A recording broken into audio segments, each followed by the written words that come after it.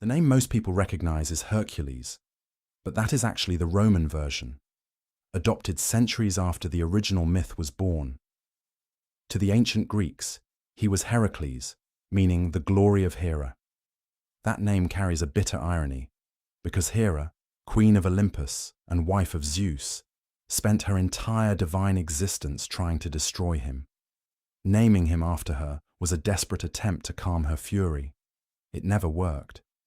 Heracles was the illegitimate son of Zeus and a mortal woman named Alcmene, and Hera viewed his very existence as an insult. While still an infant in his cradle, she sent 2 massive serpents to strangle him.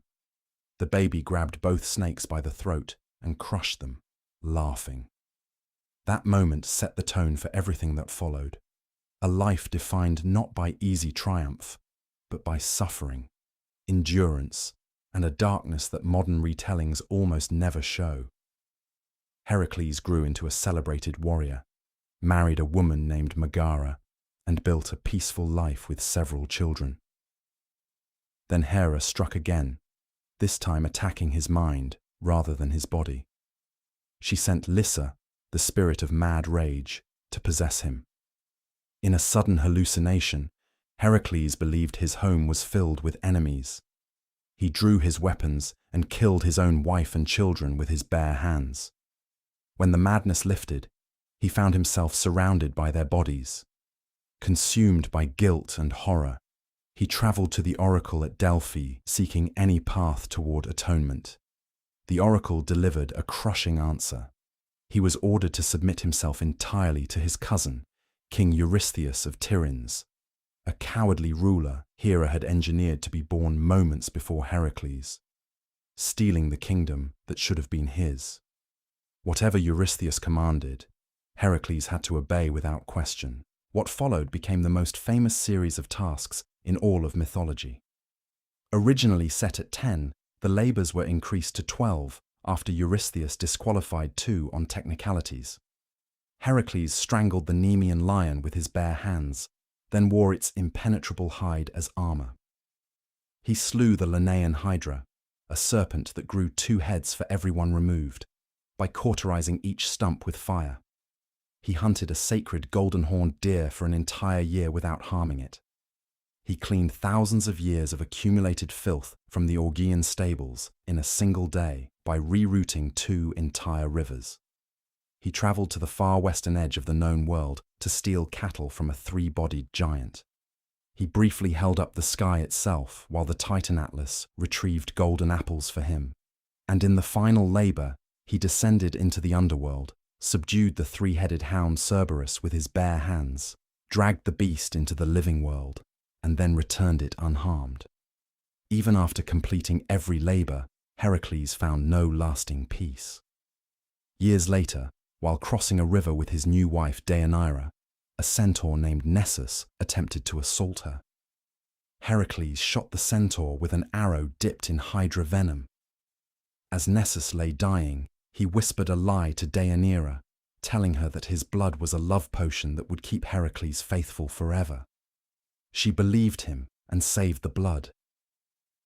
Later, fearing Heracles was falling for a captive princess, she soaked a tunic in the centaur's blood and sent it to her husband.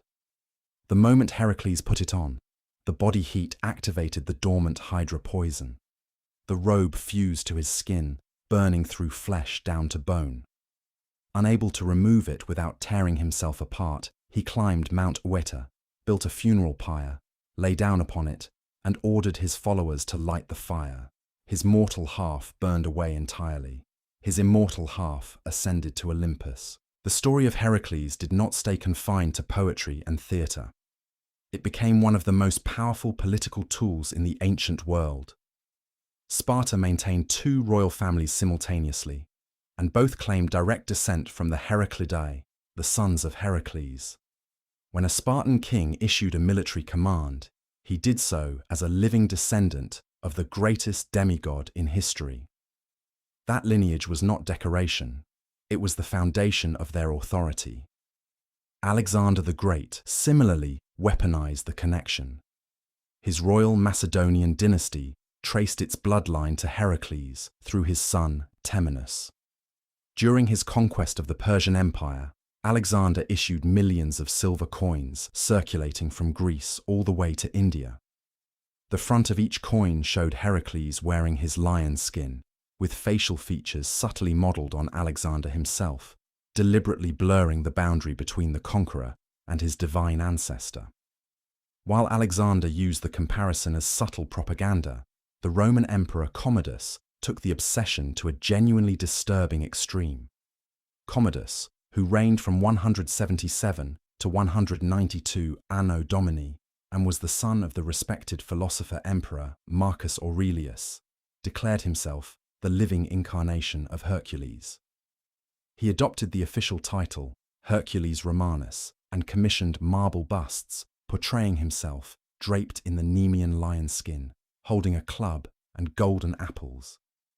He regularly descended into the Colosseum dressed as Hercules to slaughter wild animals and fight against handicapped citizens in staged combat.